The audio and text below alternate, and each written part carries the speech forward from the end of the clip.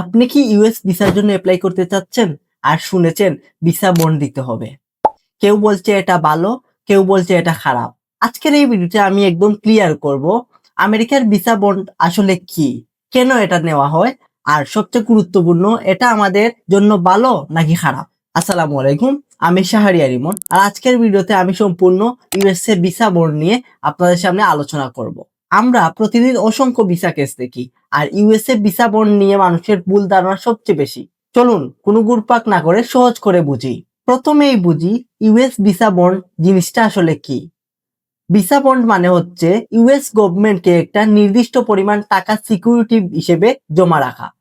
এই টাকা জরিমানা না, ঘুষ না, ফিও না, এটা একটা গ্যারান্টি যে আপনি নির্ধারিত সময়ের মধ্যে আমেরিকা ছেড়ে চলে আসবেন এবং ভিসার শর্ত ভাঙবেন না। যদি আপনি নিয়ম মেনে দেশে ফিরে আসেন, এই টাকা ফেরতযোগ্য। নাম্বার 2, কেন কিছু মানুষের ভিসা বন্ড লাগে? সবাইকে কিন্তু ভিসা বন্ড দিতে হয় না।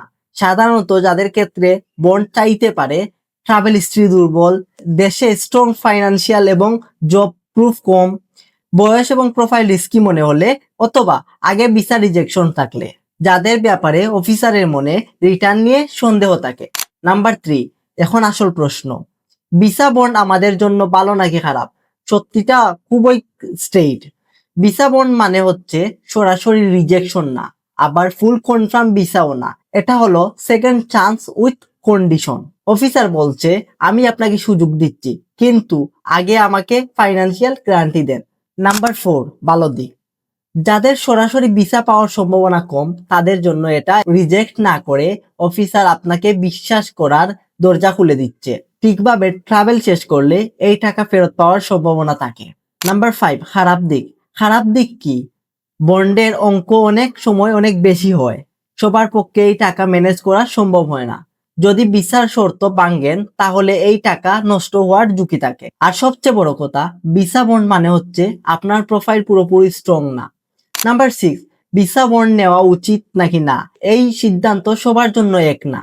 যদি আপনার দেশে স্ট্রং ব্যাকগ্রাউন্ড থাকে, ফাইন্যান্সিয়াল এবং জব প্রোফাইল ঠিক থাকে, ট্রাভেল হিস্ট্রি ভালো থাকে, তাহলে চেষ্টা করা উচিত বন্ড ছাড়া ভিসার জন্য। আর যদি প্রোফাইল দুর্বল হয়, তাহলে এটা হতে পারে আপনার ভিসা পাওয়ার একমাত্র দরজা। মনে রাখবেন, ভিসা বন্ড ভালো বা খারাপ না, ভিসা বন্ড হলো আপনার প্রোফাইলের অবস্থান নির্দেশক। সঠিক গাইডলাইন, সঠিক ডকুমেন্টস আর সঠিক স্ট্র্যাটেজি থাকলে অনেক সময় বন্ড ছাড়াও ভিসা সম্ভব। আপনি যদি জানতে চান আপনার প্রোফাইলে বন্ড লাগতে পারে নাকি না, ইউএস ভিসার জন্য আপনি কতটা স্ট্রং, বা কিভাবে বন্ড ছাড়া ভিসার জন্য প্রস্তুতি নেবেন, তাহলে এখনই আমাদের মেসেজ করুন।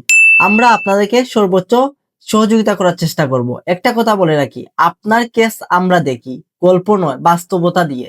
ভিডিওটা ভালো লাগলে লাইক দিন, কারো কাজে লাগতে পারে মনে হলে শেয়ার করুন। আর এমন ভিসা রিলেটেড ক্লিয়ার ভিডিও পেতে ফলো দিতে ভুলবেন না। আল্লাহ হাফেজ।